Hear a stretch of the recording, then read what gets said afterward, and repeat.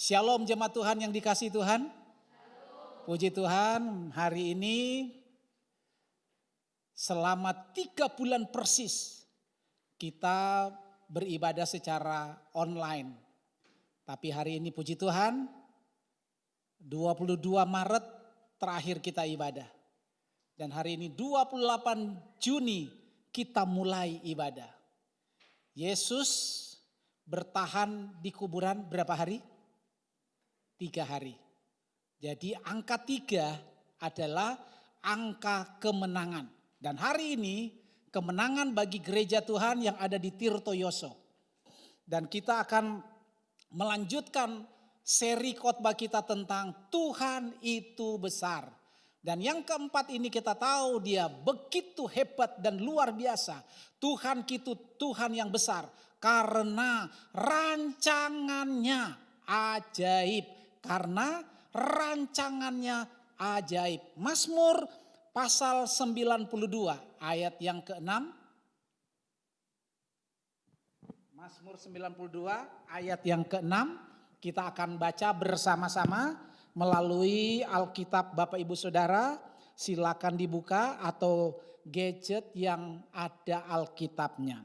Kita baca bersama-sama Mazmur 92 ayat yang ke-6. 2, 3. Betapa besarnya pekerjaan-pekerjaanmu ya Tuhan. Dan sangat dalamnya rancangan-rancanganmu. Amin. Jadi minggu lalu kita bicara tentang besarnya Tuhan kita, kehebatan Tuhan kita. Itu karena pekerjaannya yang dahsyat.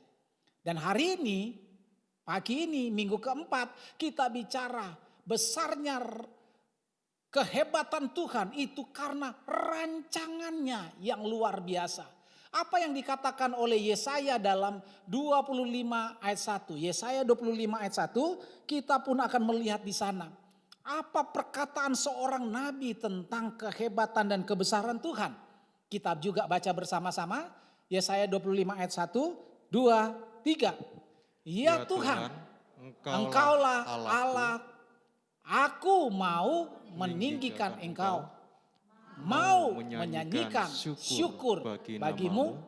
Sebab dengan kesetiaan yang teguh telah melaksanakan rancanganmu yang ajaib yang telah ada sejak dahulu. Jadi Yesaya pun melihat bahwa rancangan Tuhan yang ajaib ini sudah ada. Sudah dibuat oleh Tuhan. Di dalam kata lain rancangan Tuhan itu adalah pikiran Tuhan. Jadi saudara lihat betapa Tuhan yang dahsyat ini mempunyai jangkauan pikiran dalam rancangannya untuk kebaikan umat Tuhan. Dan ketika kita melihat apa rancangan Tuhan yang maha dahsyat yang pernah ia lakukan. Dan itu memiliki prospek untuk gereja Tuhan. Itu belajar dari membawa keluar. Tuhan membawa keluar orang Israel dari Mesir melewati padang gurun. Ini gambaran dari kita gereja Tuhan yang dibawa keluar dari dunia menuju sorga yang kekal. Jadi apa yang kita belajar sekarang ini adalah kedahsyatan Tuhan dalam rancangannya. Itu ada model, ada prototipenya. Apa itu? Orang Israel dibawa keluar dari tanah Mesir menuju ke tanah Kanaan. Itu gambaran gereja Tuhan.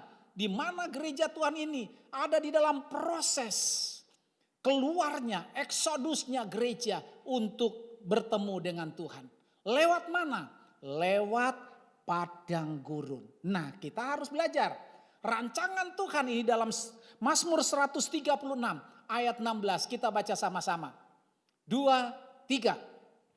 Kepada dia yang memimpin umatnya melalui padang gurun. Bahwasanya untuk selama-lamanya kasih setianya. Perhatikan dengan baik. Rancangan Tuhan kepada Israel untuk supaya mereka mendapatkan tanah perjanjian harus, firman Tuhan katakan, dilewatkan padang gurun. Nah, pertanyaan kita hari ini, kenapa harus lewat padang gurun? Bukankah lewat tempat lain juga bisa? Nah, makanya kita melihat alasannya kenapa harus padang gurun. Kenapa tidak harus langsung saja? Karena kalau kita melihat gambar ini, Bapak Ibu Saudara perhatikan, gambar ini bicara tentang Eksodusnya, keluarnya orang Israel dari tanah Mesir di kota Ramses itu menuju ke tanah Kanaan. Ini ada tulisan Kanaan. Nah, kata Tuhan, mereka dilewatkan. Mana? Padang gurun. Di sini ada tulisan padang gurun Sin. Itu padang gurun terbesar di dunia. Harusnya lewat sini kan bisa ke tanah Palestina. Lewat tanah Filistin mereka bisa langsung masuk tanah Kanaan. Nah, perhatikan alasannya. Kenapa rancangan Tuhan itu harus kelihatannya berbelit-belit. Kelihatannya rancangan Tuhan dalam hidup kita kok sepertinya terlalu mengada-ada. Orang zaman sekarang berkata apa? Kalau ada yang gampang kenapa mesti cari yang susah? Tapi rancangan Tuhan yang luar biasa dan besar itu untuk kepentingan umat yang Dia kasihi. Nah, kalau begitu alasannya apa? Kenapa harus lewat padang gurun? Keluaran pasal 13 ayat 17 sampai 18 dibantu dan dibaca oleh saudara Otniel. Setelah Firaun membiarkan bangsa itu pergi, Allah tidak menuntun mereka melalui jalan ke negeri orang Filistin. Walaupun jalan ini yang paling dekat, sebab firman Allah, jangan-jangan bangsa itu menyesal apabila mereka menghadapi peperangan sehingga mereka kembali ke Mesir. Tetapi Allah menuntun bangsa itu berputar melalui jalan di padang gurun menuju ke Laut Teberau. Dengan siap sedia berperang, berjalanlah orang Israel dari tanah Mesir. Amin. Jadi perhatikan, walaupun kata Tuhan tuh sangat mengerti yang bikin dunia ya Dia. Yang tahu tentang pemetaan juga Tuhan. Sekarang aja orang bisa foto dari satelit. Dulu mana ada. Tapi Tuhan tahu bahwa kalaupun orang Israel ini dikeluarkan dari tanah Mesir. Dari Mesir ke Kanaan. Itu memang cuman dekat banget. Makanya ayat ini berkata. Setelah Firaun membiarkan bangsa itu pergi. Allah tidak menuntun mereka melalui jalan negeri orang Filistin. Walaupun jalan ini yang paling dekat. Tuhan tahu kalau Israel keluar ngapain disusah-susahin. Tapi harusnya kan lebih gampang. Tuhan bilang Dia tahu bahwa jalan ini lebih dekat. Lewat jalurnya Filistin. Masuk tanah Kanaan. Tapi kenapa? Karena Tuhan punya alasan. Apa itu? Supaya umatnya, kalau nanti mereka mengalami proses, mengalami peperangan, mereka tidak mudah. Umatnya tidak harus kembali ke Mesir. Kenapa? Karena jalan ini terlalu dekat. Dari sini dari Ramses ke Kanaan paling 6 sampai 7 hari sudah sampai. Berarti dengan mudahnya mereka balik. Kalau lewat proses peperangan dan mereka tidak kuat, mereka mudah datang kembali ke Mesir. Nah, sekarang kita belajar kenapa nggak boleh balik ke Mesir? Karena Mesir itu melambangkan dunia. Nah, dalam perjanjian baru, orang-orang yang keluar dari kehidupan dunia itu disebut dengan keluar dari kehidupan duniawi.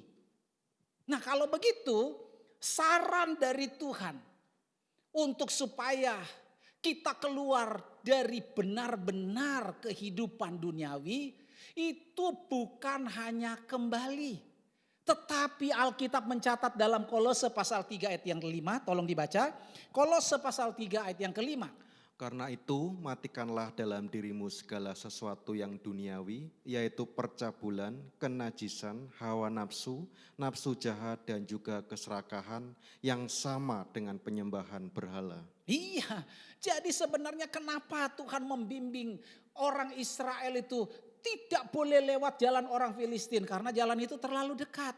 Dia harus dilewatkan ke padang gurun supaya prosesnya menjadi proses yang begitu hebat dan luar biasa. Sehingga Israel menjadi umat Allah yang tangguh, yang hebat, yang dewasa, yang penuh dengan kekuatan perbuatan Tuhan. Sehingga Tuhan bilang, kenapa mereka tidak boleh dilewatkan di jalur yang dekat, tapi diputarkan lewat padang gurun. Supaya apa? Supaya mereka tidak kembali ke Mesir. Nah, tidak kembali ke Mesir di dalam Kolose pasal 3 bukan tidak kembali, harus matikan. Kenapa? Karena kata Tuhan, matikanlah segala sesuatu yang bersifat duniawi. Apa itu? Percabulan, hidup dalam persinahan, bahkan yang namanya keserakahan. Dan ini adalah dosa akhir zaman, serakah. Semua orang ingin berebut, semua orang ingin mengambil. Kenapa bisa begitu? Karena memang sudah dinubuatkan pada akhir zaman akan banyak orang yang kehilangan kasih. Orang kalau sudah kehilangan kasih berarti serakah. Orang yang sudah serakah itu artinya orang yang duniawi. Nah, orang yang model begini kata Tuhan ayat yang ke-6, tolong dibaca ayat yang ke-6. Semuanya itu mendatangkan murka Allah atas orang-orang durhaka. Semuanya itu. Apa semuanya itu? Hidup dalam percabulan, hidup dalam percinahan, hidup di dalam keserakahan. Itu akan menjadi musuhnya Tuhan.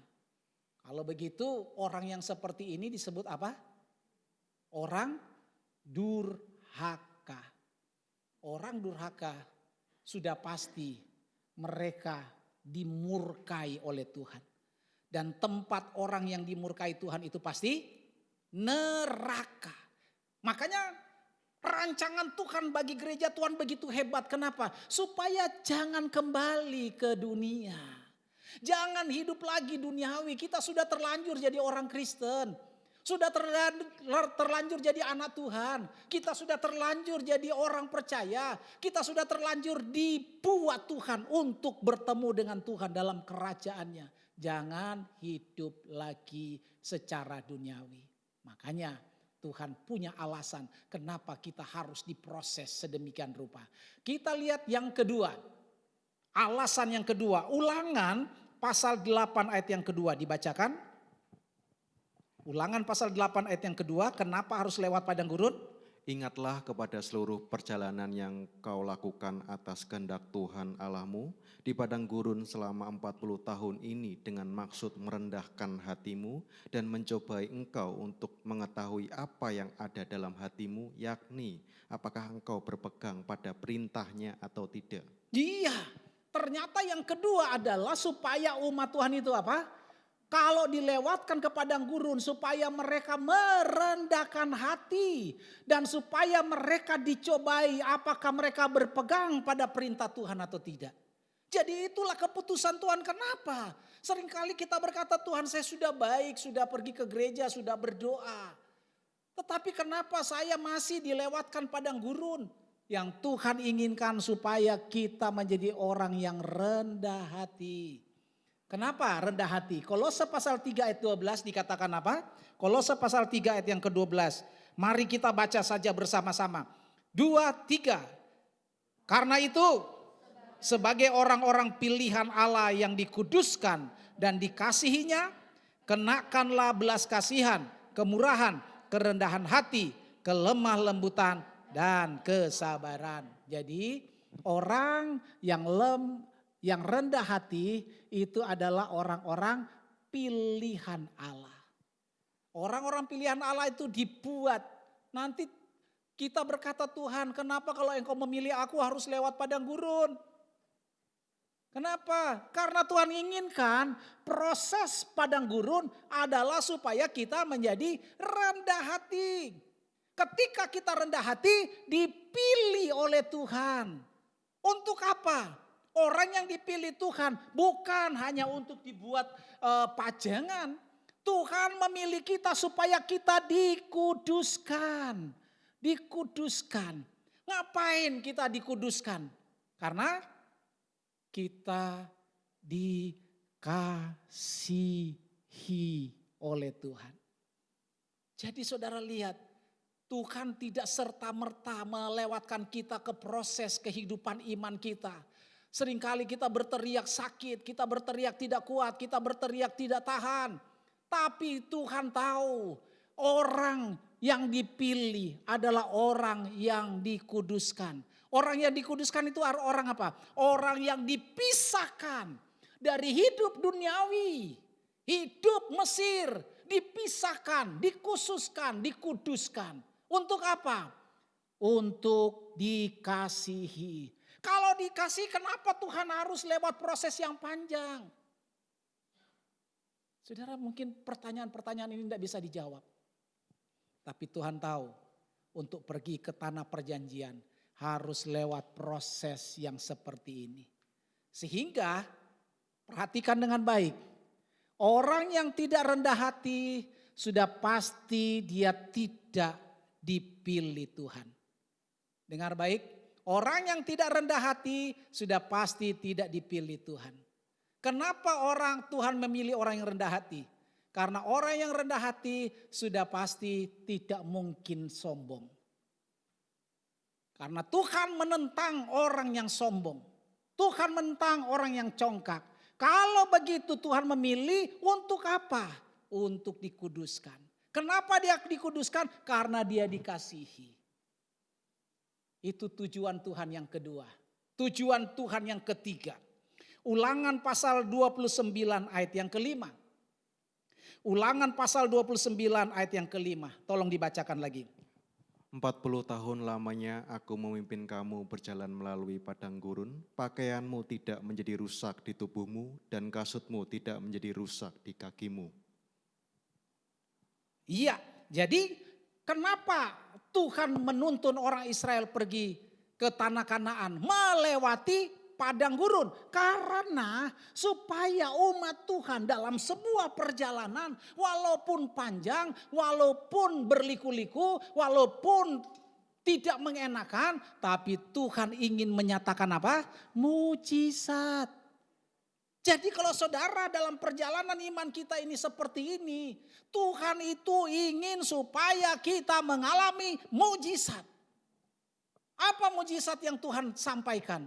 Selama 40 tahun baju mereka tidak rusak. Selama 40 tahun sepatu yang mereka pakai tidak rusak. Selama 40 tahun mereka dikasih makan oleh Tuhan dengan mana yang turun langsung dari sorga. Yang garap Tuhan langsung kasih makan. Apa enggak mengerikan? Kalau kita menjadi umat Tuhan dalam sebuah proses perjalanan iman. Yang kita butuhkan dari Tuhan satu. Tuhan, walaupun perjalananku ini susah. Susah itu bukan karena menderita perbuatan sendiri. Susah di sini karena apa? Karena saya tetap mempertahankan iman walaupun banyak godaan. Walaupun banyak cobaan, walaupun banyak rintangan, saya tetap harus hidup benar, hidup kudus. Maka pasti Tuhan akan jamin hidup kita dengan perjalanan penuh dengan mujizat. 40 tahun baju mereka tidak rusak. Saya tadi dalam gelombang 1 saya kasih contoh.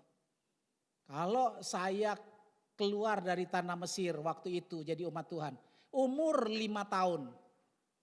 Pada saat saya umur 5 tahun, saya sudah kasih pakai baju. Baju anak-anak kan?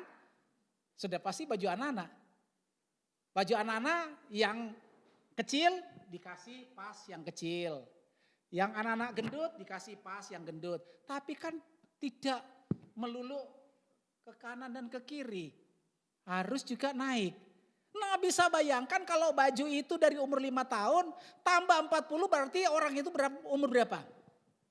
Dalam sebuah perjalanan orang Israel. Umur 5 tahun setelah 40 dia jadi umur berapa? 45. Saya tanya sama saudara di sini, masih adakah baju saudara 10 tahun lalu? 10 tahun lalu. Masih? Kristri masih. Yang jelas Rocky enggak ada, sudah enggak ada. Sudah dikasih orang kan yang beberapa, Om Ram tahu itu sudah dikasih orang. Iwan, 10 tahun lalu masih ada enggak bajunya? Enggak ada. Kebanyakan baju saya sama istri saya sudah dibikin kain pel. Kenapa? Sudah jelek, suek, dan elek. Tapi kalau dibandingkan dengan perjalanan iman menuju tanah Kanaan orang Israel, perhatikan dengan baik. 40 tahun baju mereka tidak rusak, sepatu mereka tidak rusak 40 tahun. Anehnya kalau umur 5 tahun dikasih sepatu, saya dikasih sepatu orang ini, saya kasih contoh juga tadi gitu. Ini 41. Tapi kalau mereka kasih saya umur 10 tahun berarti baru 39. Mungkin 38 kaki saya. Sekarang saya sudah besar, sudah tua 41. Saya bayangkan dalam waktu 10 sampai umur 59 berarti 49 tahun lalu kalau saya masih ada sepatu itu berarti ajaib. Benar gak? Sepatu dari anak umur 5 tahun sampai umur 45 tahun tidak diapa-apake tapi melar dewe. Besar sendiri, aneh bukan? Bajunya dari umur 5 tahun sampai umur 45 tahun gak ganti-ganti. Orang tahu dikumbah tapi orang mampu. Lah ikulah ajaib. Aneh kan? Nah, tapi orang Kristen sekarang tuh maunya yang instan-instan. Maunya yang tanpa proses, walah ngene ngono. Makanya kenapa kita sering jatuh dalam iman? Karena tidak pernah mengalami mujizat Tuhan. Kenapa tidak mengalami mujizat Tuhan? Tidak mau melewati padang gurun. Maunya langsung lewat tanah Palestina supaya cepat sampai. Tuhan bilang kalau kamu dapat uang dengan cara yang cepat, maka habisnya cepat. Tapi kalau kita kumpul pelan-pelan, banyak sampai banyak banget. Wah itu beda. Kenapa? Karena pasti kita irit. Karena keluarnya juga masuknya angel, keluarnya di angel-angel ke. Nah ngono. Jadi jangan dihambur-hamburkan. Kenapa bisa begitu?